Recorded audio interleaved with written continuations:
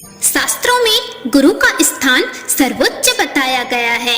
देवी देवताओं के अवतारों ने भी गुरु से ही ज्ञान प्राप्त किया।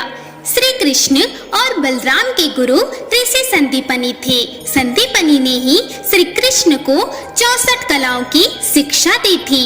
श्री कृष्ण की स्मरण शक्ति इतनी तेज थी कि माना जाता है कि उन्होंने 64 दिन संदीपनी ऋषि के आश्रम में रहकर सारी विद्याएं और कलाएं सीख ली थी। अध्ययन पूरा होने के उपरांत जब गुरु दक्षिणा का समय आया तो कृष्ण और बलराम ने गुरु से गुरु दक्षिणा मांगने को कहा। गुरु से गुरु दक्षिणा मांगने को कहा तो ऋषि संदीपनी और उनकी पत्नी ने श्री कृष्ण और बलराम को गुरु दक्षिणा में उनके पुत्र को वापस लाने के लिए कहा, जो कि समुद्र की लहरों में डूब चुका था।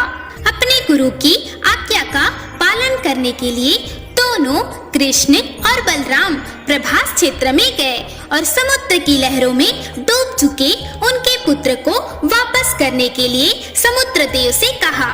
समुद्र देव ने श्री कृष्ण से कहा, प्रभु, आपके गुरु का पुत्र मेरे पास नहीं है, परंतु हाँ, दैत्य शंकासुर जो कि समुद्र में छिपा है, मुझे लगता है कि आपके गुरु का पुत्र उसके पास है।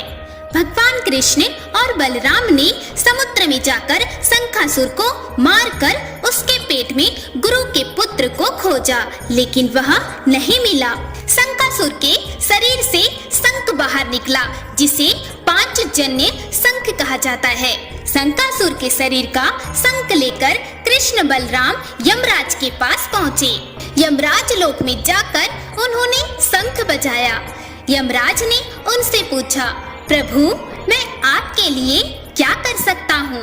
श्री कृष्ण ने यमराज से कहा, मेरे गुरु के पुत्र आपके पास हैं, आप मुझे उन्हें सौंप दें। यमराज भाव विभोर हो गए कि स्वयं नारायण उनके पास आए हैं और उनकी आज्ञा का पालन करते हुए यमराज ने श्री कृष्ण को ऋषि संदीपनी के पुत्र को सौंप दिया। श्री कृष्ण और बलराम अपने गुरु के पास पहुँचे और गुरु दक्षिणा के रूप में उनके पुत्र को सौंप दिया। गुरु संदीपनी ने उन्हें आशीर्वाद दिया और कहा कि तुम दोनों ने शिष्य के सारे कर्तव्य को अच्छी तरह निभाया है, सारी सृष्टि में तुम्हारा यश होगा। और ऋषि संदीपनी ने श्री कृष्ण को जगत गुरु की उपाधि भी दी। इस प्रकार श्री कृष्ण ने अपने गुरु को गुरु दक्षिणा में यह अद्भुत दक्षिणा प्रदान की। हर हर महादेव।